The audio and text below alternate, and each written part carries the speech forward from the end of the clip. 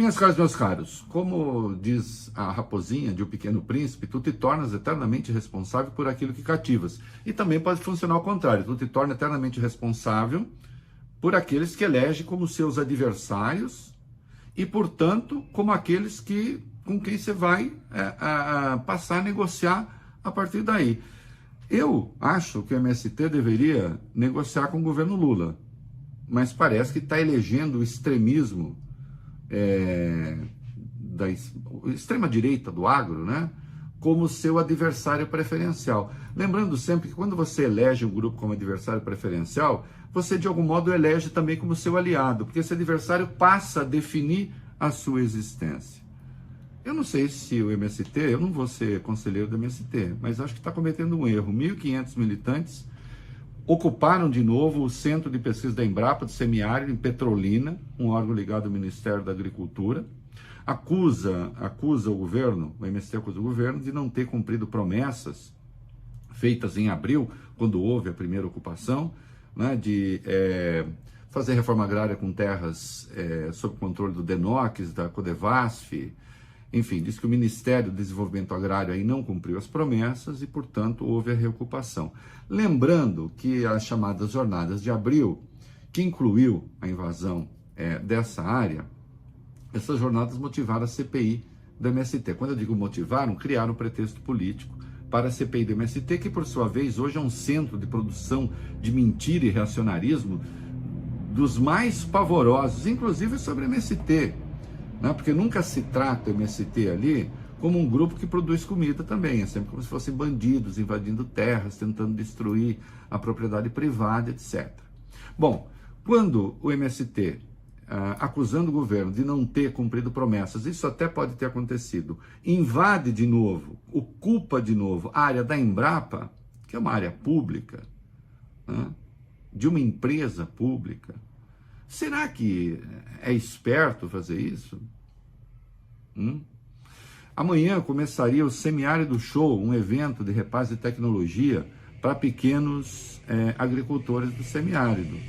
Não sei se vai começar, acho que não, porque a área está ocupada. Acho que há um pouco de falta de estratégia, de intolerância, de radicalismo ideológico. E esses são venenos que as pessoas sempre tomam na esperança de que o adversário morra. Mas o adversário se fortalece, não morre. Então nunca ocupação? Não, eu estou perguntando se ocupação agora, às vésperas, na véspera mesmo, do Semiárido Show, se parece ser uma coisa prudente que vai despertar, inclusive, apoio da sociedade. Eu acho que acontece o contrário, mas eu não sou conselheiro do MST. E acho que, obviamente, é ruim para o próprio governo Lula. Numa lógica elementar, a gente diria, é claro que isso é ruim para o governo Lula e, portanto, o governo não está associado ao MST, não podemos dizer que forma uma unidade. Mas, evidentemente, a direita vai dizer o contrário, já está dizendo, chorume já está escorrendo nas redes sociais e no pseudo-jornalismo. Olha aí, na verdade, é o governo que está ajudando e tal. Aí vai o Jaime Amorim, que é o coordenador do MST local, e diz: nós elegemos o governo Lula e precisamos que o Ministério cumpra seu papel em atender as demandas da reforma agrária e possam cumprir políticas voltadas para os movimentos sociais e não somente servir aos interesses do agronegócio. Há vários problemas aqui. Não é verdade que o governo só atenda aos interesses do agronegócio. Eu lembro que a agricultura familiar no Plano Safra vai ter 77 bilhões, seu Amorim.